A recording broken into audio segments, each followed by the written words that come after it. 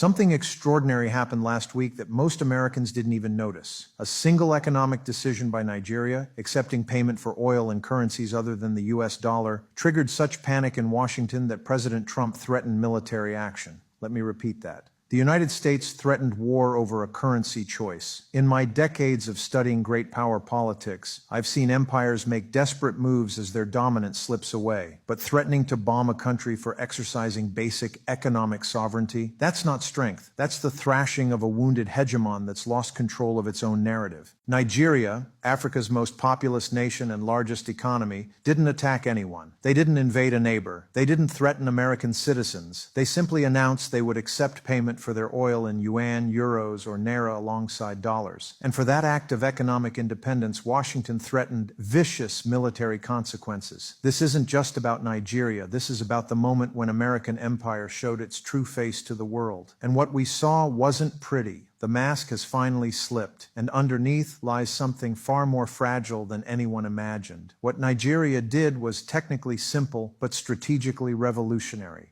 President Bola Tinubu's government announced that state oil companies could accept payments in multiple currencies for crude exports, not abandoning the dollar entirely, just offering alternatives. In any rational world, this would be a routine economic decision. Countries trade in various currencies all the time, but we don't live in a rational world. We live in a world where the dollar's monopoly over global energy trade has become the invisible foundation of American power. For decades, the petrodollar system has allowed the United States to print money without consequence, run massive deficits without accountability, and finance military operations across the globe without real cost. Every oil transaction in dollars creates demand for American currency, essentially forcing the world to subsidize our empire. Nigeria's announcement shattered that illusion of inevitability. If a country sitting on some of the world's largest oil reserves can survive without dollar dependence, what stops others from following suit? Trump's reaction revealed everything.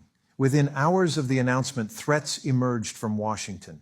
Vicious consequences were promised. Military options were discussed. The message was clear. Economic sovereignty is an act of war against American interests. But here's what Washington doesn't understand, or refuses to acknowledge. This moment was inevitable, not because Nigeria suddenly became anti-American, but because America has spent the last 2 decades teaching the world that dependence on the dollar is a weapon that can be turned against anyone, anytime, for any reason.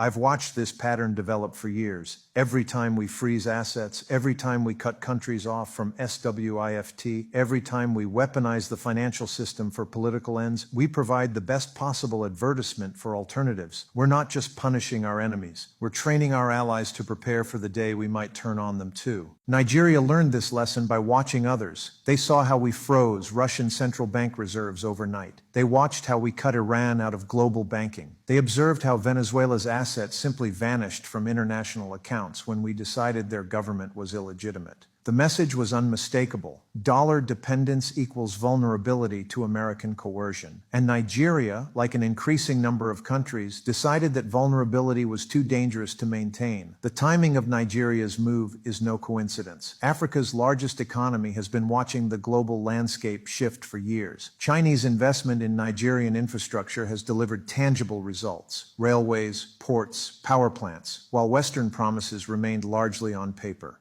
When Europe desperately needed alternative gas supplies after the Ukraine crisis, Nigeria found itself in an unexpectedly powerful position. But instead of simply opening the taps and accepting whatever terms Europe offered, Lagos demanded something different: technology transfers, majority Nigerian ownership of projects, and support for sustainable energy transition. In other words, Nigeria began acting like a sovereign nation with its own interests rather than a resource colony existing for others' benefit.